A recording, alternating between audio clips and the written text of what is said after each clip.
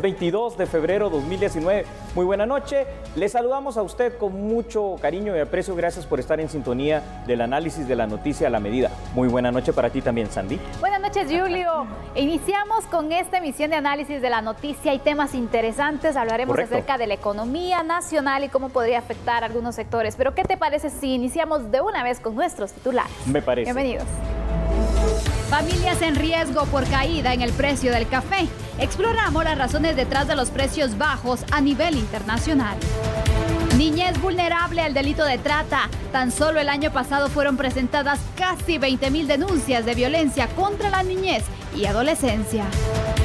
El Ministerio Público reportó un descenso de la mora fiscal. Analizamos las acciones implementadas por las autoridades del ente investigador. Muchos buscan contratar paquetes turísticos para la Semana Santa, pero tenga cuidado, las redes de estafa están en búsqueda de su próxima víctima. La Superintendencia del Transporte Público reportó que recibió más de 1.000 denuncias realizadas por usuarios de buses del transporte público en el área urbana. El líder de la oposición, Juan Guaidó, desafió a Maduro viajando a Colombia para el concierto Venezuela Live Aid, pese a tener prohibición de viajar.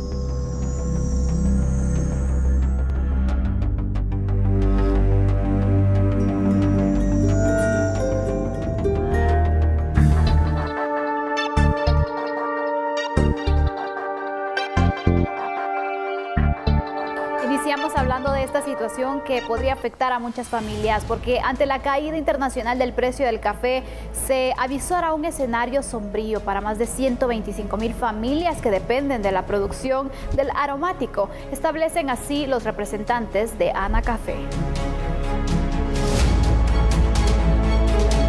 La caída histórica del precio internacional del café podría generar un impacto para miles de familias, principalmente en el tema de desnutrición y aumento de la migración, resaltan productores. Los bajos precios obligarían a que los salarios también se vean afectados, junto a la reducción en la mano de obra. Definitivamente, cuando no tenemos oferta de trabajo en estas comunidades, la gente migra y busca otras actividades cercanas. ¿Se pone en riesgo las mismas cosechas? Sí, definitivamente. Al no haber mano de obra para la recolección del producto, pues esto puede quedar incluso sin colectarse, ¿verdad? Y esto al final es un peligro también, porque esto viene a ser fuente de plagas y enfermedades para el próximo año o la próxima cosecha. Esto tiene un impacto en todo sentido para las familias, pues acuérdese que si no tienen recursos para hacer para cubrir sus necesidades de alimentación y cubrir sus necesidades para solventar problemas de salud, esto va a afectar tremendamente en la desnutrición de las familias. Una de las acciones que recomiendan miembros de Anacafé es que en el Congreso se apruebe una prórroga para el fideicomiso del café. Hemos estado muy de cerca con el Congreso, principalmente con la Comisión de Economía y de Agricultura, con el fin de que nos apoyen para que sea aprobada la iniciativa que está aprobada en tercera lectura y que solo queda lectura por artículos, pero se ha estancado un poquito ahí. De esta manera creo que instamos a los diputados para que aprueben esta iniciativa, que esto va a ser de mucho apoyo para los pequeños productores. Bueno, la economía guatemalteca se basa en la industria, pero no en cualquier industria, es en la agroindustria. Y por eso los caficultores afirmaron que reciben menos ingresos por su café, lo que vuelve insostenible esta situación para ellos. Según la Organización Internacional del Café, varios factores están impactando a los caficultores. Principal y particularmente el exceso de la oferta del café. Recordemos que en Asia se está produciendo muchísimo, la devaluación de nuestro quetzal frente al dólar y por supuesto la guerra comercial entre Estados Unidos y China. El quintal de café oro se está cotizando alrededor de $95 en la Bolsa de Valores de Nueva York, por debajo de los $220 que representan los costos de producción del mismo. Entonces, esto, Sandy, yo creo que los números son contundentes. Si te cuesta $220 producirlo y lo estás vendiendo a 90, 95, ya de ahí estás perdiendo más de la mitad. Exactamente, y considerando entonces que gran parte de nuestro territorio, muchas familias se dedican al tema de la cosecha del café y que dependen directamente de esta fuente de empleo. Y hablando siempre de estos números, imagínate, 121,000 son pequeños productores o están en pequeñas áreas y se estima que alrededor de 500,000 de plazas laborales o de empleo se genera a través del café, de la producción de café. Es decir, 500,000 de guatemaltecos que se van a quedar afectados al final porque se pueden venir temas de desempleo, se pueden venir tantas consecuencias y obviamente las repercusiones a nivel de la economía familiar. Es correcto. Me gusta lo que acabas de decir, economía familiar. ¿Cuánto? ¿500,000 de guatemaltecos aproximadamente? Sí, claro, es que son 125,000 familias en promedio que se ven afectadas, llegando al número de personas que las integran cerca del 500,000 de guatemaltecos. Esto impacta no solo en la economía familiar, sino que impacta realmente en la macroeconomía guatemalteca. Si uno de los productos estrella, llamémosle así, de la economía chapina es el café, junto con otros, ¿verdad?, que se cotizan muy bien, como el azúcar, el cardamomo, entre otras situaciones, bueno, eso ya nos va a representar un declive y un crecimiento económico que yo lo veo ya desde este momento en un riesgo muy alto. Por supuesto. Pero si te quedas sin trabajo, y si te quedas sin qué producir, vas a tener hambre, vas a tener niños desnutridos y vas a tener muchas consecuencias. Y sobre todo lo que me llama la atención, Julio, Dime, que Sandy, de todos los municipios de nuestro país, imagínate, 204 son los municipios que dependen directamente de la producción del café. Y me pregunto, entonces, si no tienen cómo poder sobrevivir, aquí se va a dar un repunte incluso de la migración. Totalmente. Mira qué interesante lo que estás diciendo. A ver, Guatemala tiene 340 municipios en total, en sus 108,889 kilómetros cuadrados. Dices que 204, ¿verdad? Wow. Más de la mitad. Estamos hablando de 2/3 partes casi de la totalidad de nuestros municipios. Esto va a impactar de una manera muy fuerte, no solo la economía. El punto que estabas tocando en este instante creo que es un punto de alerta en este momento. Por supuesto. Y una alerta temprana, bueno, ya no sé si tan temprana, pero alerta al fin, porque si no es cierto, la migración va a aumentar. El problema es ¿qué tan preventivos somos ante este tipo de situaciones? O simplemente estamos reaccionando a algo que nos está comiendo en el mercado chino, que está produciendo mucho, y el mercado asiático de países que están entre el trópico de Cáncer y Capricornio, que están vendiendo un café de menos calidad, pero a un precio muchísimo más barato que el nuestro. Efectivamente, entonces aquí, ¿qué alternativas tenemos? Anacafé propone el tema del fideicomiso, esta iniciativa que está pendiente, que es la 5498, que por cierto, falta que llegue al Pleno del Congreso porque ya tiene dictamen favorable desde el año pasado. Sí, no, te digo yo, es decir, sí, porque esto viene a paliar en cierta manera la situación y ojalá que sirva también para el sostenimiento de los empleos, aunque la cosecha merme fuertemente. Pero eso necesita una respuesta ágil, una respuesta rápida y pronta también en el Congreso de la República y por lo visto ahí andan en otras constelaciones en este momento, ¿verdad? Agendada, empecemos por ese punto. Imagínate tú. Tenemos más datos, Sandy, ¿podemos compartirlos, por favor? Claro que sí. Gracias. Precisamente hablemos acerca de esta cosecha 2018-2019, porque se estima que la cosecha en mención termine con un superávit por segundo año consecutivo. Pero eso es malo, porque no se va a poder vender. Por supuesto, también se estima que la producción mundial de café será de 167.47 millones de sacos, lo que sobrepasará el consumo calculado, que es de 165.18 millones de sacos. Hay una sobreproducción. Sí. En la cosecha pasada, 2017-2018, Estados Unidos fue el principal destino de las exportaciones de café de Guatemala. La Unión Europea representó el 28.1%, mientras que Asia representó el 19.5% y Canadá el 11% del total de las ventas. Pero ahora, con este superávit de café, contrario a lo que podamos nosotros pensar, es malo, no malo tal vez para aquel consumidor ya del producto final, que de pronto va a encontrar mucha más variedad a nivel mundial a un menor costo, pero una economía como la nuestra, que depende entre otras cosas de la producción y venta del café, se viene abajo el país. ¿Qué podemos hacer, Julio? Porque queremos soluciones, pero ¿qué se puede hacer de una forma inmediata? Porque sabemos que esto ya puede afectar a los caficultores. A ver, definitivamente esto ya afectó a los caficultores, definitivamente esto ya afectó a las familias que trabajan alrededor de ellos en la cosecha, y no va a ser solo para este año, porque esto va a impactar, va a haber un superávit inclusive para el año próximo. Yo creo que podemos prever algo para el próximo año, pero en este año que ya tenemos la crisis, se necesita definitivamente el fideicomiso. Sí, hay que aprobarlo rápidamente para poder responder y dar efectivo a las familias que dependen del café, pero tenemos que empezar a pensar ya en otras soluciones a largo plazo, porque no puede ser que hoy sea por la superproducción mundial de café, que en otros años haya sido por la roya y que el próximo año sea por vaya usted a saber qué. No, tenemos que empezar a diversificar también entonces el cultivo del café a otro tipo de productos. Tenemos que empezar a traer también otro tipo de inversión y ser también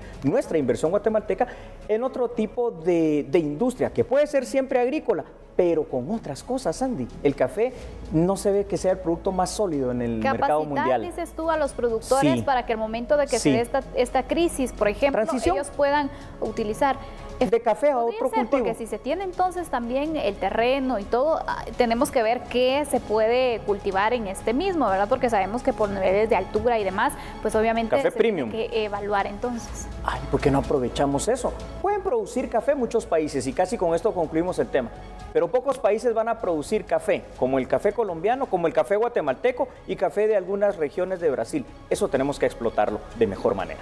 Por supuesto, definitivamente nuestro café es uno de los mejores. Soy una fan del café, así que ojalá y que también esta situación se pueda mejorar para todas las personas, las 125,000 familias que dependen de este tipo de producción. Concluimos con este análisis, Julio. Claro que sí. Pero tenemos otra noticia que también les queremos dar a conocer antes de irnos a la pausa. El interés de miles de familias por contratar paquetes turísticos previo a la Semana Santa está siendo aprovechado por redes de estafa, así que por favor mucho cuidado. El Ministerio Público hace un llamado especial a estar alertas por estos grupos. Mensualmente, el Ministerio Público contabiliza entre 3 a 5 denuncias por estafa. Es así que se investiga un reciente caso en donde un buen número de ciudadanos fue engañado con la promesa de un viaje a Europa. Regularmente siempre se dan lamentablemente este tipo de denuncias. Actualmente, por ejemplo, tenemos un caso que estamos trabajando donde imagine usted que es un contingente de vacacionistas más o menos de 15 a 20 personas y no era, por ejemplo, en Guatemala, los destinos eran Europa. Y estamos trabajando en este caso porque las sumas a las que fueron afectadas las personas son sumas importantes. Y por lo mismo, obviamente, tomando en consideración que el Ministerio Público hoy en día pues le da importancia a las víctimas y agraviados de delito, entonces tenemos que ponerle atención y entonces le damos principal énfasis. Podríamos decir que siempre hay un promedio al mes de unas 3 a 5 denuncias de este tipo. Se proyecta que llegando a Semana Santa, la cifra se eleve aún más, por lo que se brindan las siguientes recomendaciones. Las personas puedan asegurarse siempre de que quien les ofrece este tipo de servicios pues tenga el respaldo respectivo. Especialmente en estas fechas es donde se incrementa este fenómeno. Claro, sí, porque viene la época Inclusive recuérdese que algunas veces tenemos que hacer con anticipación para ganar un poco en economía. Quiero compartir contigo una información antes del corte. La esclavitud se abolió en el siglo XIX, pero hoy por hoy hay más esclavos que nunca en el mundo. Especialmente la niñez, hay que decir. Correcto. ¿De qué se trata? En un momento. Volvemos de la pausa. Somos a la medida. Ya regresamos.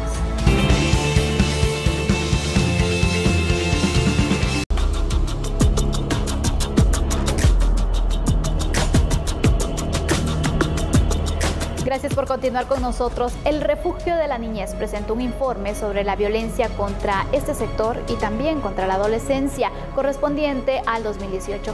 Cerca de 20,000 denuncias fueron presentadas en el Ministerio Público. Conozca por qué motivos. Lionel Dubón, titular del Refugio de la Niñez, dio a conocer datos estadísticos sobre la situación de violencia que afectó en 2018 la niñez y adolescencia. 19.556 denuncias fueron interpuestas en el Ministerio Público. Entre estos, 500 casos por el delito de trata de personas. Datos muy fuertes. Por ejemplo, el año anterior hay 500 casos que se registró el Ministerio Público, de los cuales logró abrir 130 expedientes de trata de personas. La mayor cantidad de esos expedientes son de trata sexual. Sin embargo, esos 130 casos no representan la gran cantidad de casos que hay en el país. Todavía tenemos un subregistro de casos importante. Tenemos datos muy duros en cuanto a la violencia contra la niñez. Por ejemplo, más de 10,000 casos de violencia contra la niñez, de maltrato infantil, más de 4,000 casos de violación sexual,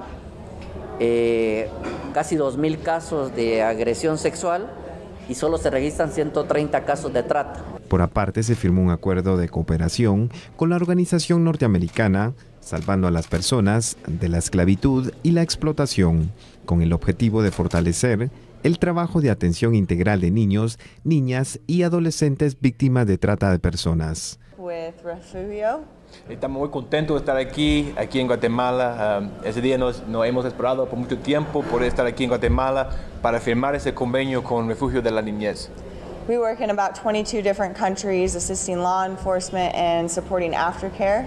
Nosotros como ONG trabajamos en más o menos 22 países apoyando con las operaciones de la trata de personas y también con el cuidado posterior. Según organizaciones internacionales, existen 40.3 millones de personas sometidas a la trata de personas, de las cuales el 71% de las víctimas son mujeres y niñas. Este es un fenómeno mundial deleznable realmente, pero en Guatemala se hace muy evidente. La trata de personas es más conocida en la actualidad como la esclavitud del siglo XXI.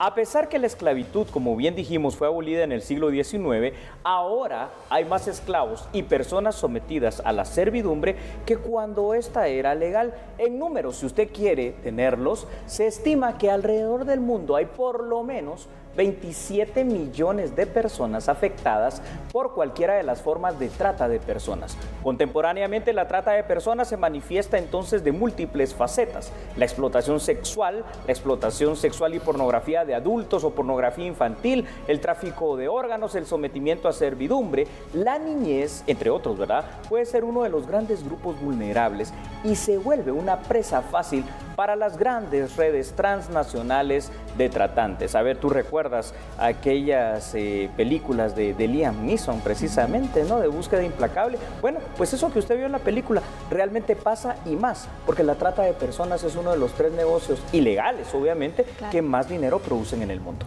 Y es que también la realidad a veces supera la ficción y vemos situaciones tan complicadas, tantos peligros que enfrentan estos niños. Por ejemplo, por poner algunos casos aquí en la palestra, podemos mencionar el tema de los niños que vemos en los semáforos en ocasiones, los niños que vemos vendiendo chicles, dulces, y al final entonces no pensamos que estos niños pudieron ser traídos desde los diferentes municipios, y de esta forma ahora los vemos en la capital, niños que no conocen nada. ¿Me permites retomar lo que has dicho? Pongamos los puntos sobre las IES, por favor, y ojo, aquí no confundamos una cosa con otra. No creamos que a estos niños que vemos en los semáforos haciendo malabares, queriendo limpiar el windshield, pidiéndole un quetzal, le estamos haciendo un favor cuando le damos ese quetzal. Al contrario, le estamos haciendo un gran daño porque primero ese dinero no es para él. Detrás de ellos está toda esta red de tratantes que los ha muchas veces secuestrado, que los ha comprado a sus propios padres, entre comillas, si se puede utilizar esa expresión, o los han alquilado. Imagínate tú lo que tengo que estar diciendo, porque así es como realmente Increíble. pasa. Y ellos están sometidos a un trabajo de servidumbre tremendo, los tienen ahí no porque quieran estar, ellos no quieren estar haciendo eso, horas de horas, les exigen una cantidad y si no cumplen con la cantidad dineraria que les ponen en el día, no les dan de comer y generalmente cuando se han descubierto estas redes de tratantes, lo que les dan de comer al día es un puñado o de frijol y de arroz con 2 salchichas, imagínate tú. Y mira, hay diferentes situaciones, yo recuerdo bien un caso donde rescataron a varios niños y precisamente los tenían por la zona 11, por la Petapa. Tienes razón. Donde incluso los tenían en un lugar hacinados, ¿eh? Exactamente, donde ahí mismo ellos dormían en un pedacito, ni siquiera tenían camas, solo tenían unos costales, ahí podían hacer sus necesidades todos y aparte casi no les daban de comer. ¿Por qué? Porque a ellos les interesaba que los niños se vieran desnutridos para que la gente sintiera lástima y les pudiera ayudar y de esa forma ellos llegar y bueno, al final del día pedirles la ganancia. Era una miseria la que les daban. ¿Qué futuro les espera y qué presente el que están viviendo estos niños? Imagínate, cuando tú eres niño tienes todos tus sueños, todos tus anhelos, quieres estudiar, quieres estar con tus padres y te ves sometido a este trabajo esclavizante, se le dice servidumbre, pero es una forma de trata. Esto es dramático, pero si te parece que esto es malo, vamos a dar otros datos que son sorprendentes y quiero que nos ayudes a compartirlos, Sandy, por favor. Muy bien, hay que mencionar que lo que motiva el fenómeno de la trata es sencillamente el dinero. Imagínense ustedes, lo vamos a proyectar entonces de esa forma. Precisamente porque junto con el narcotráfico y el tráfico de armas es uno de los 3 negocios ilícitos los más rentables. Hablamos entonces en la trata de personas, especialmente de niños. Este fenómeno de la trata es tan dramático que en Guatemala se tuvo que crear una secretaría a cargo de la vicepresidencia para tratar de controlar este hecho delictivo. La SBET, es correcto. Hay grandes campañas interinstitucionales para tratar de proteger a nuestros menores de edad de posibles ataques, inclusive, escuche usted, de pedófilos y de pederastas, porque en Guatemala ya está sucediendo esta situación. Se debe seguir fortaleciendo la protección a los menores, sobre todo en contra de uno de los delitos que a nivel internacional causa más estragos, como lo es la trata de personas. Y hay casos de casos, recordaremos casos que hemos visto a lo largo de los tribunales de justicia, en los cuales una mamá, imagínate tú, en el oriente del país, por 400 quetzales, le alquilaba a su menor hija de 7 años a un sujeto de 73 años para que se la llevara una hora. Él dice, tienes que hacer todo lo que él te diga, porque está pagando. Por Dios, ¿qué es esto? Hay que proteger a los niños de la trata. Definitivamente, y también a los adolescentes, porque recordemos que se da el caso de que bajo engaños, por ejemplo, se daba el caso de una jovencita que, bueno, ya no siguió estudiando, quería trabajar, quería salir adelante, sacar adelante a su familia, y en su pueblo las complicaciones se hacían presentes en el tema de trabajo. Entonces, menor de edad, le ofrecieron, exactamente, le dijeron, mira, en la capital tengo una tortillería, te vamos a ayudar, te vamos a pagar esto. Cuando se vino, la realidad era otra. Sí, la tenían en la tortillería trabajando muchas horas, exactamente. Ella al momento de su rescate mostraba las manos que las tenía de verdad muy lastimadas. Y entonces vemos, les venden una realidad, pero en sí es otro el panorama que les espera cuando ya se encuentran en el lugar. Entonces, lo necesario de prestar atención cuando hay ofertas de trabajo que se parecen muy buenas, no caigas. Mejor no. Para concluir el tema, si me permites brevemente en unos segundos, nosotros no creamos que le estamos haciendo un bien a estos niños, a esta juventud, a estos adolescentes, dándoles esa ayuda. Por favor, no lo hagamos. Aunque a usted sienta que el corazón le duele, va a estar ayudando a que este fenómeno pare en Guatemala. Vamos a seguir con otro orden informativo, Sandy. Así es, conocemos otra información. Por favor, siga con nosotros. Hablemos del caso El Infiernito. El ex subdirector de investigación criminal de la Policía Nacional Civil, Estu Velasco, saldrá de la cárcel Mariscal Zavala luego de cancelar una fianza de 400,000 quetzales.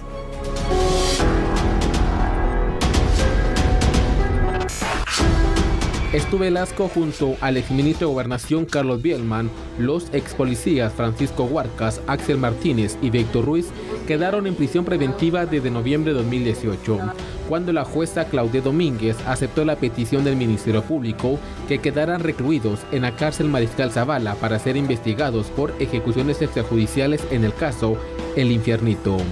La juzgadora aceptó beneficiar a Stu Velasco con arresto domiciliario 3 meses después, al considerar que las circunstancias del proceso han cambiado. No hay peligro de fuga y no existe la intención de perjudicar el trabajo del Ministerio Público.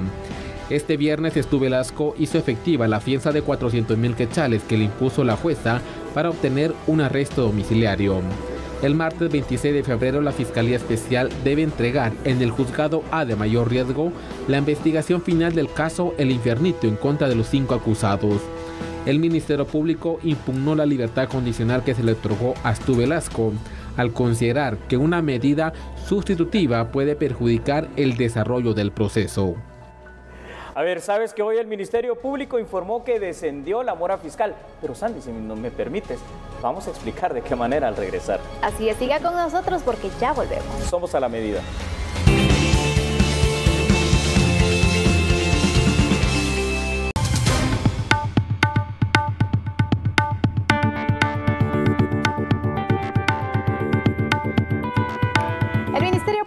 Reportó un descenso de la mora fiscal. Esto obedece a una serie de acciones que fueron implementadas, así detallaron las autoridades del ente investigador. Conozcamos de qué se trata entonces esta reducción en la mora. De mayo 2018 a enero 2019 se contabiliza la finalización de 76.738 expedientes, lo que refleja una baja de 6.8%, quedando aún pendiente 1.183.843 casos. Hoy hablamos alrededor de 1.100.000 expedientes pendientes de resolver, lo que incluye también el 2019, ¿verdad? Porque más de la tercera parte de ese 1.100.000 es 2018-2019, ¿verdad? Mayo 2018, febrero 2019. Pero sí tenemos ya datos de reducción de mora fiscal que conlleva acusaciones, sentencias condenatorias, salidas alternas, que también es un dato, digamos, que nos satisface mucho porque ha crecido la salida del proceso vía salidas alternas, criterio de oportunidad, ¿verdad? Privilegiando el acuerdo, la conciliación. Y también pues un mejor análisis de los casos para enfocar todo el esfuerzo del Ministerio Público a donde tiene que ir, tratando de dar respuesta a aquellos delitos que más lesionan a la sociedad y a la población en general. Las distintas agencias fiscales recibieron nuevas instrucciones para avanzar con los procesos que aún quedan pendientes. La adecuación del modelo de gestión fiscal exige el fortalecimiento de las fiscalías en aquellos lugares y aquellas agencias y fiscalías que lo requieran. Esto con el objeto de evitar que la integración de grupos de trabajo, es decir, ya no la separación entre investigación y litigio, no afecte los propios procesos, ¿verdad? Además, el Ministerio Público tiene que estar preparado no solo para dar respuesta oportuna y pertinente en los plazos a los procesos, las denuncias que se presenten, sino también para atender las distintas audiencias que a nivel nacional se presentan. Hagamos el análisis entonces de este tema. El Ministerio Público es una entidad autónoma que nació con la Reforma Procesal Penal de 1994. Es el encargado de representar a la sociedad guatemalteca en la averiguación de la verdad en los casos penales y lleva además la carga de la prueba. La institución nació cuando Guatemala decidió cambiar del modelo penal inquisitivo al modelo penal acusatorio. La mora fiscal y la mora judicial año con año se incrementan de manera desproporcionada. Sin embargo, el día de hoy el Ministerio Público informó que la mora fiscal de casos pendientes de investigar ha descendido en un 6.8%. Si lo analizamos muy fríamente, solo en números, parece algo bueno. Si lo analizamos fríamente, solo como noticia, Sandy, que ha descendido la mora fiscal, es decir, los casos que no se han investigado o resuelto, suena bien. La cosa es que también hay que analizar más a profundidad de qué manera lo han hecho. Y yo quiero que me expliques esto, porque la verdad es de que cuando dicen, bueno, se tiene una reducción en la mora, fiscal, uno diría, bueno, hay más investigación, pero ¿qué pasó finalmente con esos expedientes? Sí, esto es muy interesante, Sandy. Fíjate, a ver, primero empezaron a descubrir, ¿no? Al revisar todo más de 1,5 millones de casos que nunca se han investigado, que hay casos que ya no tenían 5 años ni 10 años de estar allí, sino que habían casos de hasta 20 años, imagínate tú, que nunca se habían investigado. ¿Qué dice la ley penal en Guatemala? Un delito, cuando ya han pasado 10 años, un delito prescribe, ya no lo puedes perseguir, a menos que haya sido de un funcionario público o un delito de lesa humanidad. Entonces, esos automáticamente vienen y los toman, los mandan a archivo. ¿Qué significa el archivo? Aquí los pongo, ya se resolvieron, entre comillas, pero nunca los investigué. Ahora, también hay otra forma que hay que ver, ¿verdad?, qué tantas ventajas o desventajas le da. Es decir, a procedimientos abreviados. ¿Qué es un procedimiento abreviado? Cuando hay un imputado que dice, mire, a usted lo estamos acusando del delito de robo, de estafa o de cualquiera de este tipo de delitos de no tan altísima trascendencia como asesinatos o secuestros, por ejemplo, o violaciones, y entonces dice, ¿sabe qué? Yo acepto los cargos y me declaro culpable, pero pido de beneficio un procedimiento abreviado. ¿Qué ganas con eso? Una reducción de la pena. Si la pena iba a ser de 8 años, tal vez te dan 3 o 4 años para que los puedas conmutar la cárcel, no ir ahí, sino que a través del pago de una conmuta, una fianza, pues un dinero, y entonces se resuelve, pero realmente nunca llegaron a un juicio oral y público, y así es como se están resolviendo, entre comillas, los casos. Pero es un mensaje positivo o negativo, Julio, porque por ejemplo, si yo denuncié hace 10, 20 años y veo que al final no le prestaron atención a mi caso, yo ya no volvería a denunciar. Correcto. Hasta aquí, hasta donde estamos analizando en este momento, el mensaje no es para nada positivo, porque estamos viendo que la medida del archivo, es decir,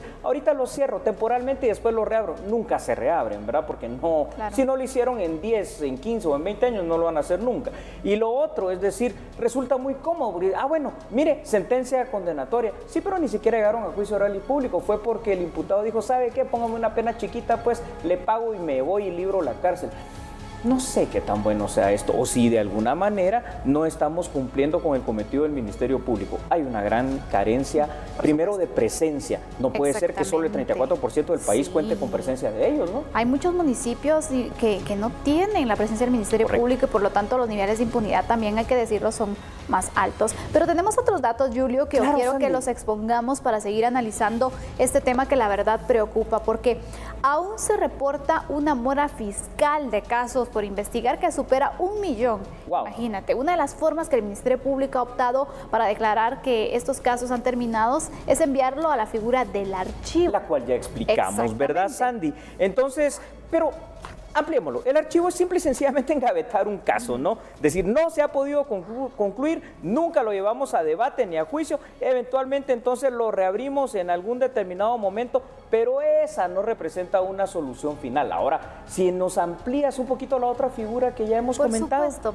También se tiene entonces la otra figura penal que el Ministerio Público ha utilizado para reducir la mora fiscal, que es el criterio de oportunidad, lo cual significa que los imputados se han autodeclarado culpables para obtener así una sentencia menor a los 5 años, lo que tú indicabas. 5 años, ¿verdad? Ahora, hay algo positivo y es esto que voy a comentar contigo y que vamos a analizar. La fiscal general Consuelo Porras ha señalado en varias ocasiones que dentro de sus prioridades están la creación de un nuevo modelo de ejecución fiscal. Bueno, esto sí me parece bien, porque veíamos al secretario de Política Criminal dar este tipo de declaraciones y por supuesto que el modelo de ejecución y de eficacia fiscal debe de cambiar en Guatemala para que lleguemos a combatir la impunidad, que es el principal de nuestros flagelos en el sistema de justicia, Sandy. Pero ¿cómo lo vamos a hacer entonces? Sigue una gran cantidad de expedientes, las denuncias siguen llegando y es bueno que se denuncien las situaciones ilícitas, pero ¿cómo te enfrentas tú entonces ante la capacidad que tiene el Ministerio Público para poder iniciar las investigaciones y resolver las mismas? Mira qué interesante, Sandy, porque si hemos dicho hasta la saciedad que la mejor arma ciudadana es la denuncia, pero hay ya una mora fiscal de más de 1 millón de casos y se sigue acumulando con más denuncias, como que esto no va a funcionar. Entonces necesitamos urgentemente, y ojo aquí, no solo para el Ministerio Público, sino que también para el mismo sistema de justicia, la instancia coordinadora de modernización del sector justicia, el Congreso de la República, más presupuesto también para este tema a efecto de ampliar el servicio, claro, y ahí sí poder responder, ¿verdad? Más presupuesto y que se tenga una celeridad en los casos, Julio, porque por ejemplo, te llevas 3, 4, 5 años, cuando puedes hacerlo de una forma rápida y rápidamente también, pues enfocarte en otro caso. En otro caso. Exactamente. Me gusta lo que dijiste esta misma semana con el tema del Chapo Guzmán. ¿Cuánto le llevó a la justicia americana? Imagínate. Condenarlo, ¿no? O sea, todo el juicio oral y público, las pruebas, y ya está la sentencia, que va a ser cadena perpetua. Rápido, lo hicieron en meses. Y nosotros lo hacemos en un promedio de 24 meses o más. ¿Hasta dónde vamos a llegar así? No se puede. Definitivamente no se puede, así que se debería buscar algún tipo de plan y sobre todo ese apoyo presupuestario que tú indicas, que es muy necesario, porque obviamente hay que aumentar las investigaciones, hay que aumentar esas investigaciones que te lleven entonces a resultados claros ante un juez y de esta forma se dé celeridad a esos procesos de justicia y a la investigación sobre todo. Excelente conclusión, Sandy, para este tema. Muchas gracias. Bueno, vamos a concluir con esta situación, lo que está sucediendo en el Ministerio Público. Le daremos seguimiento, por supuesto. Ahora conoceremos otras noticias.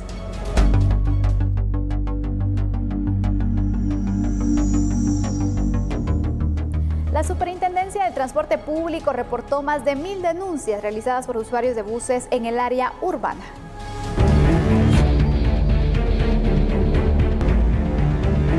Malos tratos, paradas en lugares no debidos y cobros excesivos, la Superintendencia del Transporte Público, STP, recibió del mes de enero a la fecha alrededor de 2000 denuncias por parte de los usuarios.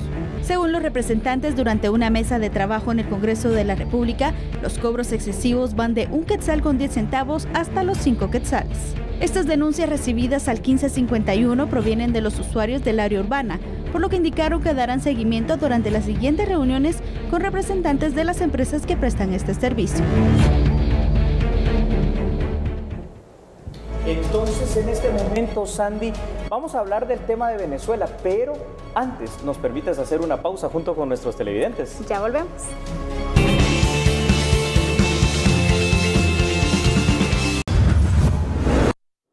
Es momento de conocer las noticias internacionales. ¿Qué está pasando en Venezuela? En la ciudad de Cúcuta, que se encuentra en la frontera entre Colombia y Venezuela, se realizó el concierto Venezuela Live Aid, que llenó más de 30 artistas de la talla de Juanes, Luis Fonsi y el DJ Aleso. Además, el líder de la oposición, Juan Guaidó, desafió a Maduro viajando a Colombia para el concierto, a pesar de la prohibición que tenía de viajar. Cientos de jóvenes venezolanos viajaron desde la mañana y cruzaron la frontera entre Venezuela y Colombia para ser parte del concierto lleno de artistas internacionales. El evento de beneficencia fue organizado por el billonario Richard Branson con más de 30 músicos, incluyendo a Juanes, Rake, Maná, Paulina Rubio y Chino y Nacho.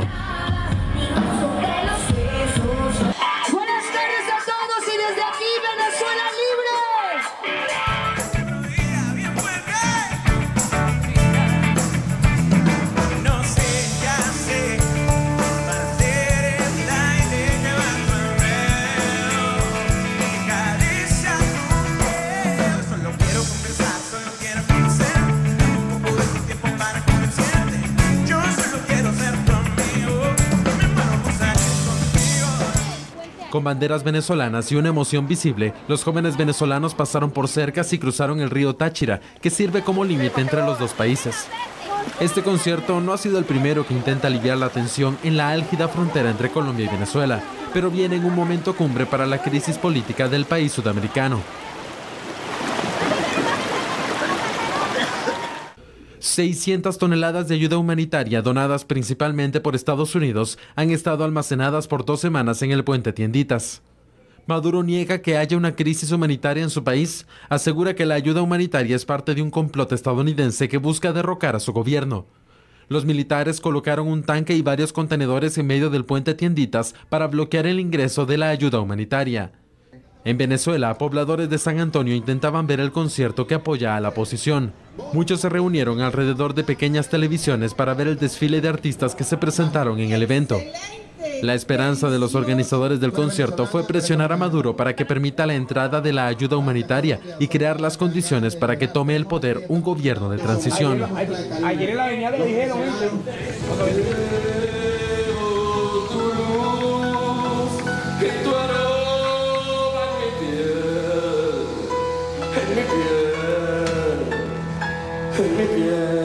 En comparación con el Venezuela Live Aid, una audiencia más pequeña asistió al concierto Para la Guerra Nada, organizado por el gobierno chavista al mismo tiempo que el concierto en Colombia.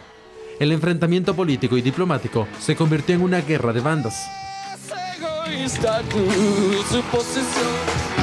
Abstractos son de alguna civilización. Creo que separarse, pues que en algún momento sea una sola Venezuela. El líder de la oposición y presidente de la Asamblea Nacional, Juan Guaidó, llegó al concierto humanitario en Colombia, desafiando las órdenes del gobierno chavista que le prohibían viajar fuera de Venezuela. La aparición sorpresa de Guaidó sorprendió a muchos y marca un nuevo enfrentamiento por la autoridad entre ambas figuras políticas. Al llegar, Guaidó fue recibido por el presidente colombiano, Iván Duque. Regresamos a Guatemala. 400 jóvenes voluntarios fueron presentados ante el Tribunal Supremo Electoral como observadores electorales para el próximo proceso electoral. Veamos la información en A la Medida. Por lo menos 50 municipios del país tendrán presencia de los observadores en esta primera etapa del proceso electoral, que tendrá como objetivo primordial garantizar la transparencia de los comicios. Son observadores a largo plazo, es decir, van a observar todo el proceso electoral, desde la convocatoria a elecciones hasta el día propio de la jornada electoral. Observan el cumplimiento de la ley electoral y de partidos políticos, de las reformas de 2016 y de la Constitución de parte de todos los actores que conforman el proceso electoral. El día de la jornada electoral, el día de las elecciones, tenemos presencia en todos los municipios y el número aumenta a 1.400 observadores. Lo que espera es que se cumpla en su totalidad la ley electoral y de partidos políticos, se respete la Constitución y se respeten las reformas de 2016.